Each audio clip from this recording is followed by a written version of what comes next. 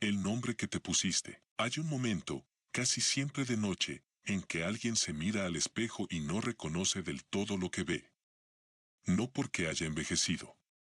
No porque esté enfermo. Sino porque la persona que está frente al cristal lleva una cara que se construyó a lo largo de años de pequeñas decisiones, de respuestas que se dieron para encajar, de silencios que se eligieron para no molestar. Y en ese momento breve, antes de que el cerebro vuelva a activarse y archive todo como normal, hay una pregunta que flota en el aire sin hacerse con palabras. ¿Quién es esta persona? No es una crisis. No necesariamente. A veces es solo un destello. Un segundo de extrañeza frente a lo familiar. Pero ese segundo contiene algo que la mayoría de la gente pasa la vida entera evitando, la posibilidad de que la identidad que llevan encima no sea la que eligieron, sino la que les fue entregada, o peor, la que ellos mismos fabricaron para sobrevivir a algo que ya no existe. La identidad no es lo que crees que es.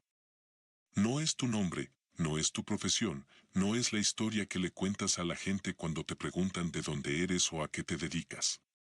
La identidad es el conjunto de creencias que tienes sobre lo que mereces, lo que eres capaz de hacer, lo que se te permite desear. Es el mapa invisible con el que navegas cada decisión, cada conversación, cada mañana en que decides levantarte o quedarte 5 minutos más bajo las cobijas porque el mundo de afuera pesa demasiado. Y lo que nadie te dice es esto: ese mapa fue dibujado casi por completo antes de que tuvieras edad suficiente para cuestionarlo. Lo que sigue es la historia de cómo eso ocurre, y por qué la mayoría de las personas muere sin haber revisado ni una sola línea de ese plano. Introducción. Existe un tipo de cansancio que no viene del trabajo ni del insomnio. Es un cansancio más profundo, más silencioso. El cansancio de ser alguien que no termina de sentirse completo en ningún lugar. En el trabajo, la sensación de estar actuando un papel. En la familia, la sensación de haber aprendido a decir lo que la gente necesita escuchar. Entre los amigos, la certeza de que si mostraras lo que realmente piensas, algo se rompería. Y en la soledad, la pregunta que nunca se formula del todo pero que está siempre ahí, como un zumbido de fondo: ¿hay algo debajo de todo esto? ¿Hay alguien? El problema no es que seas inauténtico. El problema es que llevas tanto tiempo siendo funcional que ya no distingues entre lo que haces porque lo elegiste y lo que haces porque aprendiste que así funciona mejor. La diferencia es enorme. Y vivir sin verla tiene un costo que se cobra de maneras sutiles, en la irritación sin causa que aparece a media tarde, en la dificultad para sostener conversaciones que vayan más allá de lo superficial, en el modo en que ciertas personas te irritan precisamente porque en ellas ves algo que tú mismo suprimiste hace mucho tiempo. La identidad funciona como el agua en un río subterráneo. No la ves, pero determina que crece arriba. Y hay personas que pasan décadas cultivando la superficie sin entender por qué ciertos frutos nunca llegan, por qué ciertas cosas que desean con genuina intensidad se les escapan una y otra vez, por qué construyen y destruyen en ciclos que se repiten con una regularidad que asusta cuando uno lo mira desde afuera. Lo que sigue no es una respuesta. Es una linterna. Y lo que alumbra, a veces, es incómodo. 1. El nombre que te pusieron antes de que pudieras hablar. Antes de que supieras lo que significaba ser responsable, ya alguien te había dicho que lo eras. Antes de que entendieras el concepto de inteligencia, ya alguien había decidido si lo eras o no, y su veredicto quedó grabado en ti con la misma permanencia que una cicatriz. No con crueldad necesariamente. A veces con el amor más sincero del mundo. El daño no requiere intención para ser real. Una niña de 8 años que escucha que es la dramática de la familia aprende a suprimir sus emociones mucho antes de entender que suprimir emociones tiene consecuencias. Un niño que recibe elogios únicamente cuando saca buenas calificaciones aprende que su valor es condicional, que debe ganarse el derecho a ser querido con rendimiento. Esa ecuación, rendimiento igual a amor, no desaparece a los 18 años cuando alguien le entrega un diploma. Se transforma. Se convierte en la razón por la que 30 años después ese adulto no puede sentarse sin hacer nada, no puede recibir afecto sin sospecharlo, No puede fallar sin que algo dentro de él se derrumbe de una manera desproporcionada. El primer nombre que te pusieron no fue el que aparece en tu documento de identidad. Fue el adjetivo que se repitió en casa. El rol que ocupaste en la estructura familiar. El niño fuerte, el niño sensible, el responsable, el rebelde, el que nunca da problemas. Esos nombres se vuelven profecías que uno cumple sin darse cuenta, no por debilidad, sino porque la mente humana tiene una necesidad feroz de coherencia. Prefiere ser consistente con una identidad dolorosa antes que enfrentarse al vacío de no saber quién es. La pregunta que vale la pena hacerse no es quién eres. Es, ¿de quién es la voz que describe quién eres? ¿Cuándo fue la última vez que esa descripción fue tuya? 2. La máscara que se vuelve cara. En algún punto de la adolescencia, casi todo el mundo descubre que ciertas versiones de sí mismo funcionan mejor que otras. Que hay una forma de hablar que cae bien. Que hay una forma de moverse, de vestirse, de opinar que abre puertas mientras que otras las cierra. Y uno aprende. Aprende con una velocidad y una precisión asombrosas.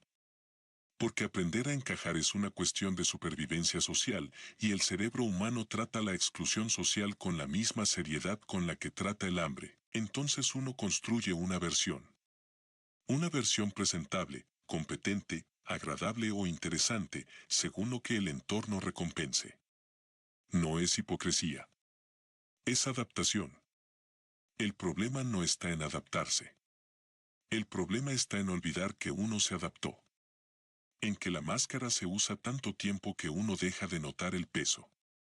Que la persona que entra a una reunión de trabajo con su voz más segura y sus respuestas más precisas ya no recuerda que eso es una presentación, no una revelación. Hay un hombre de 43 años que ha pasado 2 décadas construyendo una imagen de persona que tiene todo bajo control. Habla despacio, sonríe en los momentos correctos, nunca pide ayuda en público.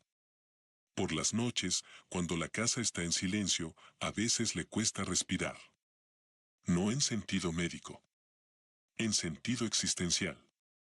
Le cuesta ser el sin audiencia. Se ha acostumbrado tanto a verse desde afuera, a monitorear cómo aparece ante los demás, que cuando no hay nadie mirando, no sabe del todo qué hacer con sus manos, con su cara, con el tiempo que no tiene función. Eso es lo que hace la máscara cuando se vuelve cara, no te protege del mundo. Te protege de ti mismo. Y lo que mantiene afuera, con el tiempo, eres tú. 3. El miedo a descubrir que no hay nada dentro. Existe un miedo que muy poca gente nombra porque nombrarlo ya es demasiado. No es el miedo al fracaso, que es visible y tiene bordes claros. Es algo anterior. El miedo a que si uno se quita todo lo que hace, todo lo que produce, todo lo que representa para los demás, no haya nada allí. Que la identidad sea pura construcción y que debajo de la construcción no haya cimientos sin ausencia. Ese miedo, aunque pocas personas lo articulan así, explica una cantidad enorme de comportamientos. Explica por qué hay personas que no pueden estar en silencio, que necesitan el ruido constante del teléfono, de la música, de la conversación, como si el silencio fuera a revelar algo que prefieren no ver. Explica por qué algunos trabajan con una intensidad que va más allá del éxito o el dinero, como si parar significara dejar de existir. Explica la dificultad de soltar relaciones que ya no funcionan, porque en esa relación uno sabe quién es, aunque sea el herido, aunque sea el que cede, aunque sea el que siempre espera. Ser algo definido, aunque sea doloroso, se siente más seguro que ser indefinido. Pero aquí está lo que ese miedo no te dice, el vacío que temes no es vacío. Es espacio. La diferencia entre los dos es que el vacío es ausencia y el espacio es posibilidad. Que haya una zona dentro de ti que no esté ocupada por roles, por expectativas, por la historia que llevas contando, no significa que estés roto. Significa que todavía hay territorio sin colonizar. Que hay algo que todavía puede ser elegido en lugar de heredado. 4. Como la identidad decide lo que te permites desear. Hay una forma en que la identidad opera que casi nadie detecta porque actúa antes de que lleguen los pensamientos conscientes. Es la forma en que filtra lo que uno considera posible para sí mismo. No lo que es objetivamente posible en el mundo, sino lo que la mente autoriza a querer. Una mujer que creció en un entorno donde el dinero siempre fue escaso y el dinero siempre fue fuente de conflicto puede construir una identidad en torno a la austeridad, a la sobriedad, a la idea de que las personas que tienen mucho son de alguna manera sospechosas o menos genuinas. Y esa identidad, que empezó como una forma de dar sentido a la realidad de su infancia, se convierte en un techo invisible. No es que no trabaje. Trabaja mucho. Es que en el momento en que podría dar el paso que la llevaría a otro nivel, algo en ella frena. No con miedo visible. Con sabotaje elegante, una decisión que parece razonable, una prioridad que se impone, una duda que de pronto parece muy legítima. El resultado siempre es el mismo, queda dentro del rango de lo que su identidad considera apropiado para alguien como ella. Esto no es debilidad. Es coherencia del sistema. La identidad no te sabotea porque te odie. Te sabotea porque te protege. Porque el lugar donde estás, aunque sea incómodo, es conocido. Y lo conocido, para el cerebro, siempre tiene ventaja sobre lo desconocido, aunque lo desconocido sea mejor. La pregunta que abre algo en esto no es que quiero. Es que me estoy prohibiendo querer, y desde cuando llevo esa prohibición como si fuera mía. 5. El dolor de soltar una identidad que ya no sirve. Cambiar no duele por la dirección hacia la que uno va. Duele por lo que uno deja. Hay personas que cargan con identidades que claramente les pesan, que claramente las limitan, y aún así no las sueltan. Y desde afuera eso parece ilógico. Desde adentro, tiene toda la lógica del mundo, porque una identidad, aunque sea dolorosa, trae consigo una cosa que tiene un valor enorme: coherencia. Saber quién eres, aunque no te guste lo que eres, es menos aterrador que no saberlo. Hay personas que llevan décadas siendo el que nunca tuvo suerte, el que siempre confía en la gente equivocada, el que trabaja duro pero nunca llega. Esas narrativas son cárceles, sí. Pero son cárceles con reglas conocidas. Salir de ellas significa entrar en un territorio donde las reglas todavía no existen. Y eso asusta de una manera que el lenguaje cotidiano no tiene palabras suficientemente precisas para describir. Además, soltar una identidad implica algo que pocas personas están dispuestas a hacer: admitir que algunas de las decisiones más importantes de su vida estuvieron guiadas por una historia que no era del todo verdad. Y esa admisión toca el ego de una forma que duele. No porque uno sea vanidoso, sino porque la mente humana necesita creer que sus decisiones pasadas tuvieron sentido. Revisar la identidad es revisar las decisiones, y revisar las decisiones puede sentirse como acusarse a uno mismo de algo. No es así. Tomar decisiones desde una identidad heredada no es un error moral. Es lo que hace todo el mundo hasta que deja de hacerlo. El momento de parar y mirar no es un juicio. Es simplemente el primer paso de algo diferente. Reflexión central. Hay algo que quiero decirte directamente, sin metáforas y sin rodeos. Si has llegado hasta aquí es porque algo en lo que has escuchado resuena. No como una idea abstracta, sino como algo personal. Algo que reconoces desde adentro. Y ese reconocimiento ya es información importante. Significa que hay una parte de ti que sabe que la versión de ti mismo que operas habitualmente no es la versión completa. Que hay algo guardado. Algo que no has terminado de revisar. No eres el único. No en el sentido vacío de todos pasamos por esto, sino en el sentido específico de que casi toda persona adulta lleva consigo capas de identidad que nunca eligió con plena conciencia.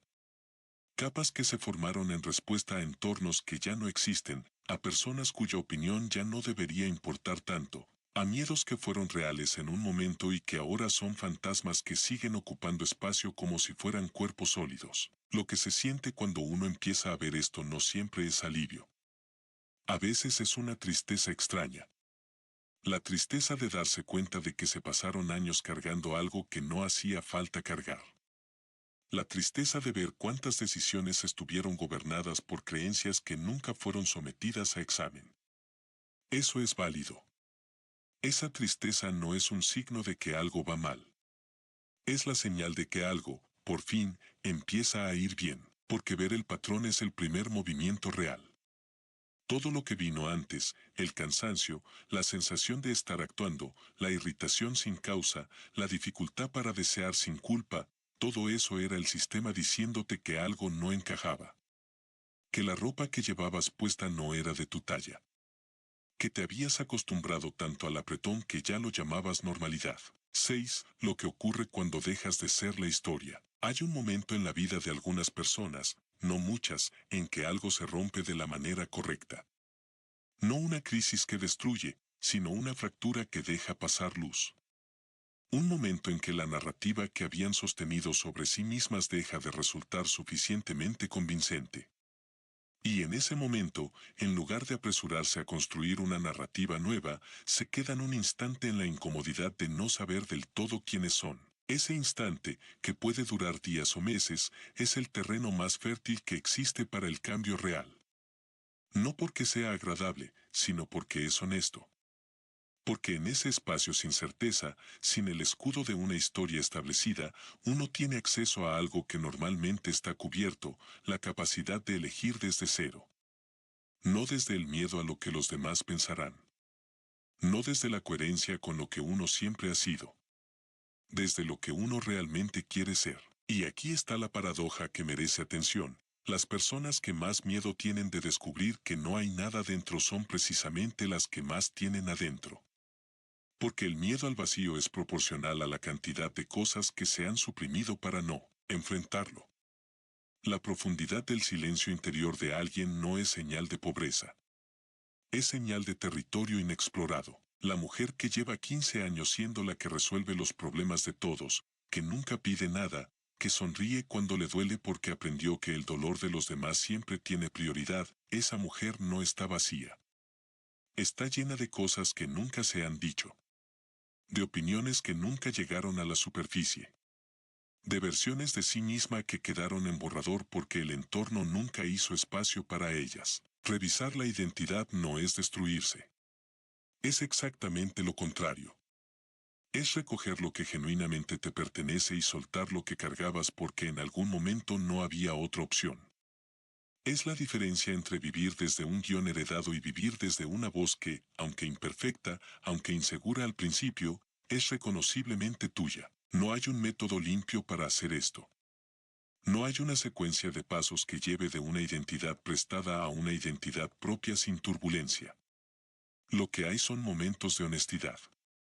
Preguntas que duelen porque tocan algo real. Conversaciones internas que uno ha pospuesto durante años porque era más fácil mantener el ritmo que pararse a mirar.